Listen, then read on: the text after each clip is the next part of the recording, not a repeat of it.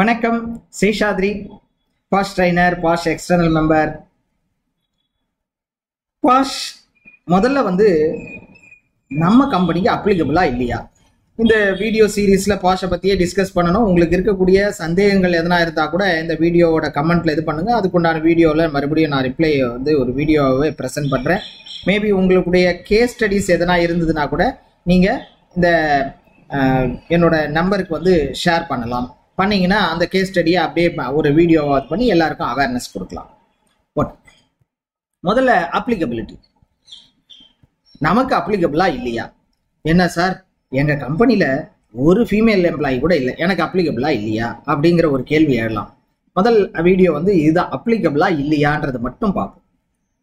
இந்த உலகத்திலேயே ஆண் பெண் ரெண்டு பேரும் இருக்குதான் போறாங்க, எந்த இடமா இருந்தாலும் இருக்குதான் போறாங்க. இல்ல சார், எங்க கம்பெனில எதுவுமே ஃபீமேல் எம்ப்ளாயே இல்லை அப்படின்னு சொல்லலாம். Correct, you are no female employee, அதனால POSH act is only for female.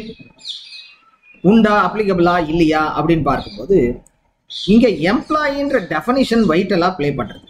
எம்ப்ளாயின்ற definition நம்ம வேலை செய்யக்கூடிய எம்ப்ளாயி, ஆன் ரோல் எம்ப்ளாயி மட்டும் இல்லை, அது இல்லாம சரி கான்ட்ராக்டர் யாருன்னா இருக்காளா அவங்களையும் மட்டும் இல்லை, வெளியிலிருந்து வரக்கூடிய விசிட்டர் கூட இந்த சட்டப்படி எம்ப்ளாயி அப்படின்னு தான் கருத வேண்டியிருக்கு. அப்படின்னா வெளியிலிருந்து ஒரு ஃபீமேல் விசிட்டர் வரமாட்டாங்க அப்படிங்கிறத எப்படி சொல்ல முடியும்?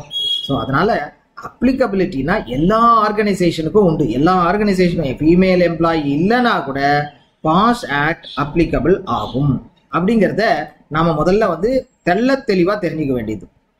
இது சம்பந்தமா மேலும் தகவல்கள் இந்த வீடியோ சீரீஸ்ல பிரசன்ட் பண்றேன். உங்களோட கேள்விகளுக்கும் விடை அளிக்கிறேன். உங்களோட கேள்விகளை இதுல பிரசன்ட் பண்ணுங்க, இங்க கமெண்ட் பாக்ஸ்ல பண்ணுங்க.